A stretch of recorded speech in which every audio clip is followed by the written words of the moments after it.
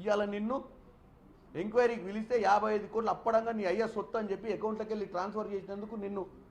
ED వాళ్ళు పిలిపిస్తే ఈ డ్రామాలా నన్ను పిలిస్తే లబో దిబో అని ఆడదానిలోకి ఏడుస్తున్నావు రోడ్డు మీద పడి నన్ను లోపల పిలుస్తుర్రు నన్ను గేట్ కాడ ఆపుతుర్రు నన్ను గిచ్చుతుర్రు నన్ను కొరుకుతుర్రు నా అంగి గుంజుతుర్రు ఆ మాటలు మాట్లాడేది మా మొగోళ్ళు లెక్క తొడగొట్టినావు కదా జైలుకు పోతా భలే తీట ఉన్నోళ్ళు లెక్క నేను ఒక్కటే చెప్తున్నా మాటలు మాట్లాడటం కాదు చేతలలో చూపి పిలిచినప్పుడు ఎంక్వైరీకి పోవాలి ఎందుకంటే నువ్వు చేసింది ఏం పతివత పని కాదు 55,000 కోట్లు పబ్లిక్ పైసలు నువ్వు చెయ్యాలంటే అది క్యాబినెట్ మీటింగ్ ఆమోదం ఉండాలి దానికి ఒక ముఖ్యమంత్రి చైర్మన్ ఉంటాడు హెచ్ఎండిఏకు ముఖ్యమంత్రి చైర్మన్ గారు అనుమతి మిగతా మంత్రులతో చెప్పి చేయాల్సిన పని నువ్వు చెప్పకుండా చేయకుండా ఇక జీవితాంతం మేమే ఉంటాం అధికారంలో ఇక లెక్కలు చూపించాల్సిన అవసరమే లేదు తెలంగాణను ఇష్టం ఉన్నట్టు దోసుకోవచ్చు తెలంగాణను కిరాణా షాప్ నడిపినట్టు గల్లెపెట్ట ముందు కూర్చొని గల్లెపెట్ట ఓపెన్ చేసి ఎవరికి ఇవ్వాల్సిన పైసలు వాళ్ళకి ఇచ్చుకుంటా ఓ కిరాణా షాప్ నడిపినట్టు నడిపినావు కాగితాలు లేకుండా నువ్వా మాకు చెప్పేది మా మంత్రులు రోజు కలిసి కూర్చుంటారు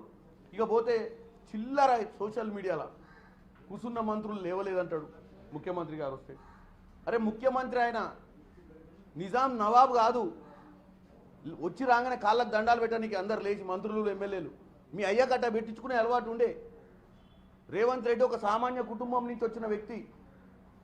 ఆయనకు వాళ్ళు సహచరులు మంత్రులు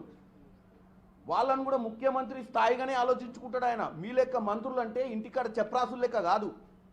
ఇలా మీ ప్రభుత్వాన్ని తరిమి కొట్టడానికి కారణం కూడా మీ మంత్రులు మీ ఎమ్మెల్యేలు వాళ్ళ ఆత్మగౌరవాన్ని మీరు తాకట్టు పెట్టిరు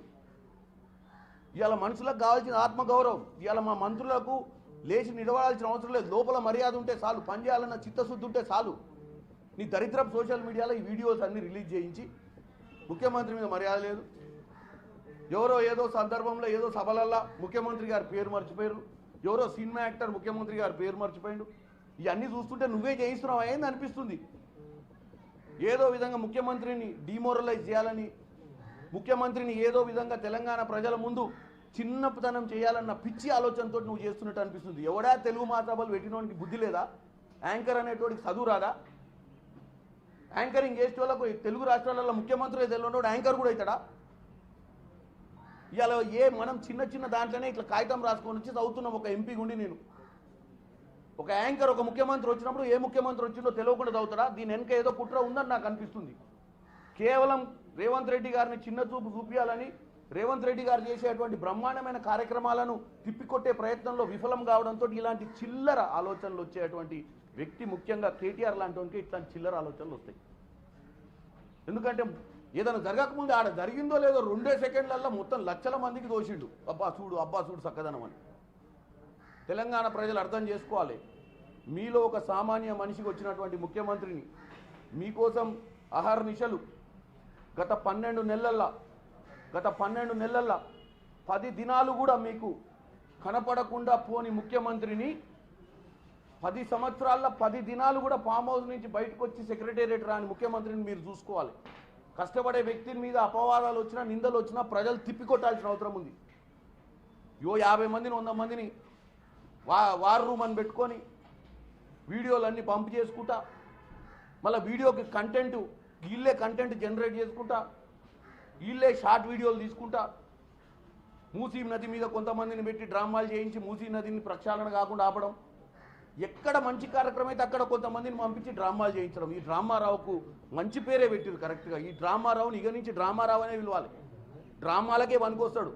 ఇప్పుడు పొద్దున్నే మంచి డ్రామా వేస్తారు ఇంటికాడ నుంచి బయలుదేరి అయ్యా నన్ను కొడుతురు నన్ను గిస్తురు నా కాలు పడుతురు నన్ను లోపల వేస్తారు నా ఇంటికాడ ఏదైనా వస్తారు నా ఇంటి మీద దాడులు చేస్తారు నా ఇంట్లో ఏదైనా దాచి పెడతారు ఇక అంత స్క్రీన్ ప్లే డైరెక్షన్ నువ్వే చేస్తే ఏం చేయాలి నువ్వు ఒక మంత్రి పదవి చేసి వచ్చినావు నీకు ఇంత జ్ఞానం ఉండాలి ఏం మాట్లాడుతున్నావో తెలవాలి ఎందుకు మాట్లాడుతున్నావో తెలవాలి నువ్వే తొడగొడితివి దేనికైనా సిద్ధం రమ్మను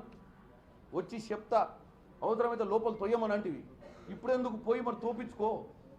మరి ఎందుకు నా వకీలు రావాలి నా వకీలు వెనక్కి ఇంకోటి రావాలి నా గన్మ్యాన్ రావాలి నన్ను కాపాడాలి నన్ను ఎవడు అంటొద్దు నీ దూరం నుంచి చెప్తా ముచ్చట అంటే ఏమవుతుంది వాళ్ళు అడిగేది ఒకటి పబ్లిక్ ధనాన్ని నీ అయ్యసొత్తు లెక్క ఎందుకు ట్రాన్స్ఫర్ చేసామని అడుగుతుర్రు ఈ దేశంలో కొన్ని రూల్స్ ఉన్నాయి ముఖ్యమంత్రి అంటే రాష్ట్రానికి ఓనర్ కాదు నువ్వు కిరాణా షాప్ నడుపుకుంటే ఆ షాప్లో సామాన్ కొనుక్కొచ్చుకొని రూపాయికి తెచ్చి 2 రూపాయలకు అమ్ముకొని ఎవరికి చెప్పాల్సిన అవసరం లెక్క ఉండదు క్యాష్ తీసుకుంటే కానీ నువ్వు కిరాణా షాప్ నడుపుతలేవు. నువ్వు ఒక తెలంగాణ రాష్ట్రం నీళ్లు నిధులు నియామకాల నినాదంతో తెచ్చుకున్నటువంటి తెలంగాణ రాష్ట్రాన్ని నడుపుతున్నటువంటి జ్ఞానం కూడా లేకుండా మీరు రాష్ట్రాన్ని 10 ఏళ్ళు నడిపారు. 1600 బలిదానాల మీద వచ్చిన తెలంగాణను మీరు నడిపిన విధానం చూస్తే నవ్వు వస్తుంది. అంటే మీ సొంత అయ్య జాగీర్ లెక్క మీరు ట్రాన్స్ఫర్లు చేస్తారా పైసలు? సొంత అయ్య జాగీర్ లెక్క మీరు రాత్రి జీవోలు తీస్తారా? ఇవాళ 7 లక్షల కోట్లు కాదు, ఇవాళ సింపుల్గా 20,000 కోట్లు కేవలం ఈ రైతు బంధుల మీరు కనుక ఆ రియల్ ఎస్టేట్ వాళ్ళు లేకపోతే మిగులుతాయంటే మరి ఎన్నెన్ని దోసుకుర్రో, ఇంకా ఎన్నెన్ని తప్పుడు నిర్ణయాలతోటి ఎన్ని లక్షల కోట్లు నష్టపోయిందో తెలంగాణ. అంచనాల ప్రకారం నాలాంటి మిడిమిడి జ్ఞానం ఎకనామిక్స్ మీద ఉన్నోనికి అర్థమయ్యేది ఏంటంటే 2-3 లక్షల కోట్లు అయితే మీరు మిస్యూజ్ చేసినట్టు క్లియర్ కట్ కనపడుతుంది. తెలంగాణ ప్రజలు దీన్ని నిలదీయాలి. మీరు నిలదీసిర్రు, ఆల్రెడీ తరిమి కొట్టిర్రు. కానీ రోజు వచ్చి మనకు ముచ్చట చెప్పే ప్రయత్నం చేస్తున్న కేటీఆర్ని డ్రామారావుగానే మిగిలేయండి. ఆయనను ఒక పొలిటీషియన్గా చూడటం బంద్ చేయాలని కోరుకుంటున్నాం.